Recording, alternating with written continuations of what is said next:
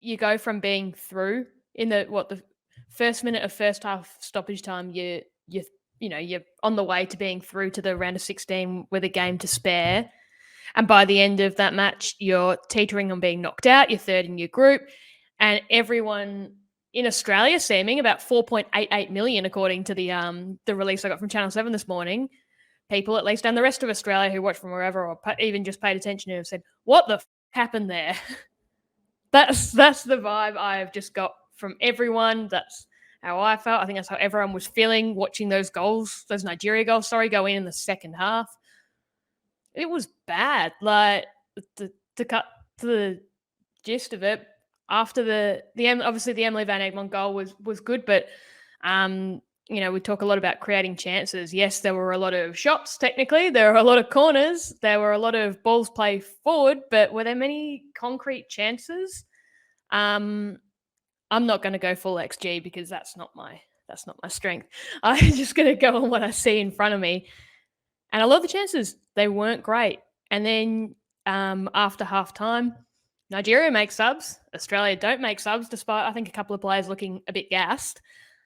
Sorry, I forgot before halftime. Failing to close out a half. The lack of game management there. The numbers forward. Ellie Carpenter inverted and forward as Nigeria are able to stream down that wing. It's bad. The second goal, a mix-up from a set piece, also bad. The third goal is just a disaster. We know that. I think Alana Kennedy and Mackenzie Arnold would well and truly know that. I think the big question was, why were there no substitutes in between that second and third goal? Like, I think there could have easily been a change made before that, but for me, it just seemed criminal that there weren't any made after Australia goes down 2-1. And then all of a sudden it's 3-1 and the game is all but out of reach, let's be honest. I know Australia had some chances late. Alana Kennedy scored that header late. But it was really too little, too late. And I mean, Australia weren't particularly convincing in attack against Ireland. I don't necessarily agree that they were much more. I thought they started the game really confidently on the ball. The vibe was quite good, but didn't really capitalise on it.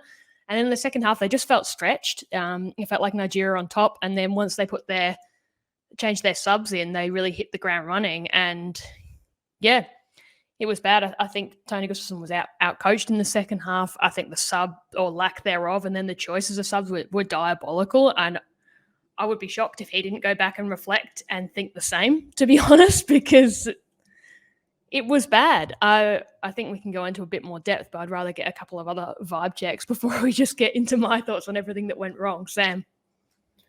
Yeah, I think in addition to being sad, I'm just kind of confused.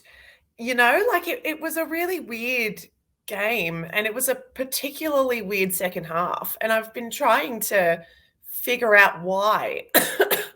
Sorry, listeners, I have been quite sick over the last week, and I'm still sort of carrying it, which probably isn't helping. But it was just such a contrast from the kinds of assured, managed, confident performances we'd seen from the Matildas over the past 8 months, especially in that second half. Like, we'd been talking so much recently about how well they had learned to manage a game, and all of that, like, everything just seemed to go out the window. And I just don't really understand why. It seemed like maybe it was a combination of the decisions from Tony Gustavsson to not make any substitutions when he needed them, of being kind of shell shocked from the equaliser that Nigeria scored in the last kick of the first half, and maybe just the weight of it all. Just like, stuff has been piling up on top of this team for the past week. They lost Sammy, they lost Mary, they lost Ivy. People were sort of, creating, I guess, maybe a false expectation that they were going to be able to ease past Nigeria because they're Nigeria, and it's Nigeria, they're from Africa, right? Like, how good can they be? Type of, like, a little bit of yikes sort of opinions about that continent in terms of their football. But, like, Nigeria were great, and of course they were great. Did anyone watch them against Canada? They were a really excellent team. they had their game plan and they weren't flustered. And I think the biggest difference between the two sides at the end of the game was that Nigeria had the aura of danger and we didn't. You know, like, and desperation as well, Sam. Yeah, desperation. And like they just sort of had, like, every time they went forward with the ball, you felt like they could do something. And I didn't feel that way with the Matildas. And that was probably the first time that I had felt that for a while. And I've been still trying to figure out why it is. And I don't know, maybe it's just that they lost belief in themselves. Yeah, again, confusion is my overwhelming feeling at the moment.